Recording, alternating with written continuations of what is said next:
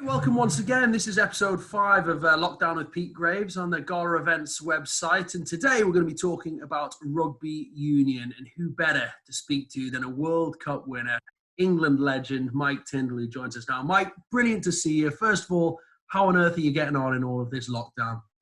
I have a newfound respect for teachers, and trying to teach a 6-year-old is definitely not my forte, but we'll stick with it. We're lucky that we're on a farm, so the girls can still go riding and stuff. So there's enough to fill the days. But yeah, I'm looking forward to golf courses reopening and then hopefully getting back to doing some sort of stuff. What kind of fitness have you been doing yourself? Have you been having a bit of a jog around the land or what, stuff like that? I've got a watt bike at home, so hammer the watt bike, and as I say, there's a few roads I can do some running on and bits and bobs. Obviously, there's been so many little challenges out there for the 2.6, and then everyone else bringing up challenges to try and raise money for smaller charities. Obviously, NHS and Tom has done most of the fundraising himself for the NHS. So there's been enough things going on to keep us busy and keep us active in a long time, just to fill the hours. But it'd be nice if we can just be coming out of that and have a little bit easing off and get back to some normal stuff. Yeah, hopefully we're not too far away. Talking about rugby, I mean, we've got no rugby to watch at the minute. I mean, they're talking about it coming back in some form soon. But do you see the Six Nations? Is it realistic to think that that'll get finished in time? Rugby's in a really tough spot at the moment. I think, the battles between the clubs and the country is going to go on. Obviously, international rugby wants to continue, but then the clubs want to finish this season off, obviously for financial reasons, because unlike something like football, the clubs are operating at a huge loss at the moment, and it's not got owners behind it who have the billions to throw into it. So I think they will get them done. I mean, ultimately, for England, you want to get it done because England have got the easiest game in having Italy. So they'll probably, from their point of view, it should, if they get 5 points, it should be in the bag for them. But I think they will get it.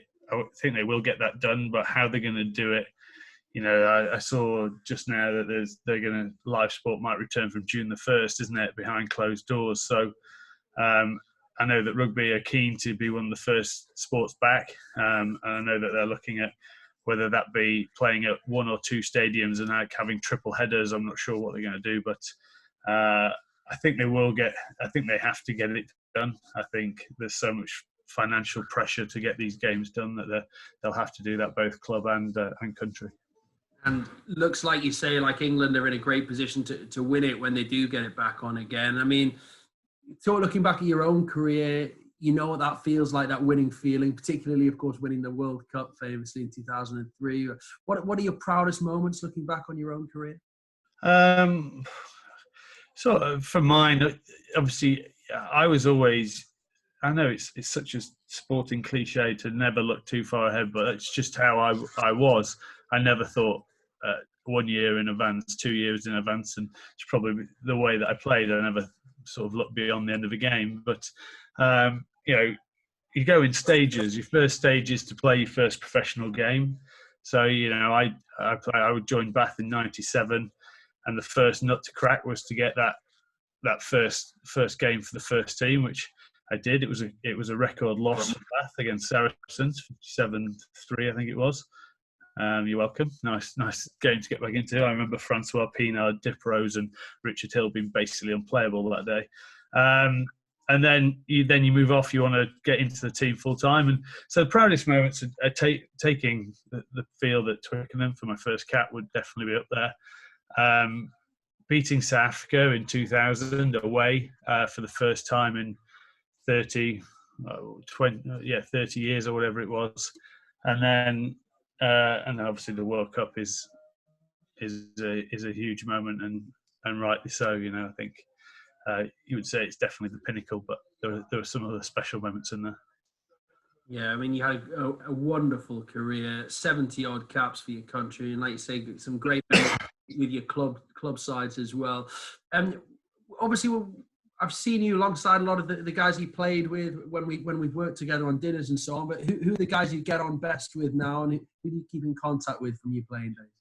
I've got a good group of players from when I played at Bath for 8 years. So got a good group of players there, whether it be Flats, Dave Flatman, Andy Beattie, Matt Perry. Obviously, Ian Bolshaw was my best man and best mate.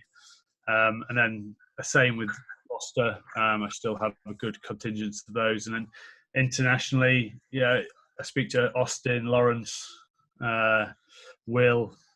We're all sort of in the same game a little bit in terms of what we do. We're lucky enough to stay in touch. And rugby is one of those games where you might not necessarily speak to everyone every week, but if you get together and you haven't seen someone for a year, it's like you haven't seen them for a couple of days. It's just that sort of mentality. And so very lucky that I still go to a lot of international games, so you bump into a lot of players, and it's a really good support network. If you need anything, people always will help each other out, and I think that's one of the great things about rugby.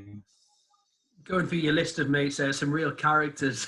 I mean, you must have had a great time off the field as well. Do you think that the modern players have that still, or has it gone a little bit? Look, it's definitely gone from what it was when we were playing, and whether that's rightly so or wrongly so. I think if you still drop, obviously I play a little bit now and again for my local club. I haven't played for a little while at Minchinhampton, didn't play last year, but when you go back there, it's still built around the social aspect. And when I started playing, that was the key to everything. It's quite loose. Touring was touring, and whereas it's changed now in terms of social media, public eye. Every person that you bump into is a reporter now. They've all got a voice through, whether it be Twitter, Instagram, and you just, unfortunately, a lot of people have got more interest in selling you down the river if you have a character and you do something that's not perceived to be correct. So they don't have it easy now. I don't think it's a lot tougher job in terms of having fun off the field. Yes, you can still do it, obviously, and the boys have to adjust to it, but that's the nature of the beast of professional sport now. Every eye's on you. Everyone perceives you as a role model, even though you're not there as a role model. You don't get into professional sport to be a role model. You get in there to win and for your own ends. But unfortunately for them, they won't have the days of the early 2000 tours and the late 99 tours, and it's a shame because it'll be missed out on. But I'm sure it's been replaced in ways through the professional era that they find their kicks. So I'm sure they'll be having enough fun, or if not, you've got to bottle it down for 10 years and then have the fun afterwards. Make your money and then have the fun after. That's good advice. Talking about the modern players, and I guess the modern coach as well. Eddie Jones got England all the way to the World Cup final. Just fell at the final hurdle, but is he still the right man for you going forward? Look, I think ultimately the first question is there anyone else that's jumping out the stands to take over? And there isn't. Everyone would like to see Rob Baxter maybe at one point stick his hand up and do it, but he doesn't want to do it at the moment. So then you look at who you're going to get that's going to be better or heads and shoulders above Eddie. Well, everyone's heads and shoulders above Eddie in terms of height-wise, but whether they will actually be better coaches. And at the moment, there isn't anyone. You look at his record. Obviously, he had that slump where he lost 7 on the bounce and then lost 9 or whatever. But if you take that 9 away, he's up in the 90% win record. So you can't sort of judge. You can't say that he's not had success. Yes, that there's been. The only thing that you would say is there are those one-off games that they keep having that they're not seeming to overcome, whether it be that lead that they lost against Scotland, the Wales defeats that they had in the Six Nations, then in the warm-up game, obviously the World Cup final. They're the only question marks. Now, the team is going to be something special. I thought they were fantastic in that World Cup.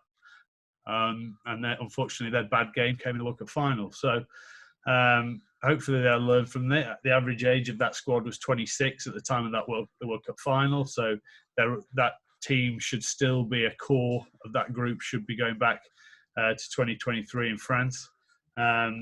and then hopefully there'll be some new whippersnappers on the scene at the same time to sort of light it up and get the mixture right. But I think they have the key ingredients to go and win a World Cup. Unfortunately, you've got to turn up every day, no matter what happens. And in that World Cup, unfortunately, they teed us all up with that New Zealand victory, and then unfortunately we all went there expecting and didn't quite get it in the end. But I still think they can win a World Cup.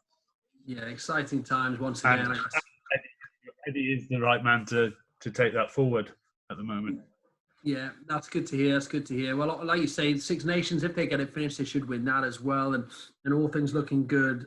Mike, it's been great to have you today. We really appreciate you taking some time out of your homeschooling as well. But before I let you go, we've worked together, of course, on Gala Events a few times in the past, dinners and big screening events, even at the World Cup as well, the recent one. I think quarterfinals, we had a big screening for with Gala. For people watching this maybe at home, what are the events like, and would you encourage them to come along?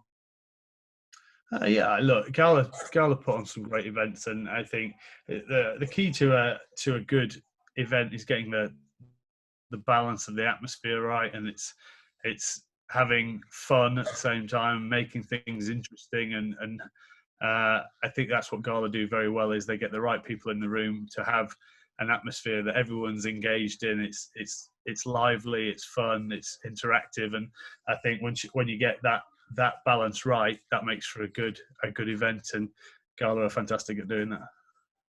Right, look, so many thanks for your time today, and hope you can get through the rest of lockdown, get back on the golf course when you can, and we'll no doubt see you very soon. Cheers, Pete.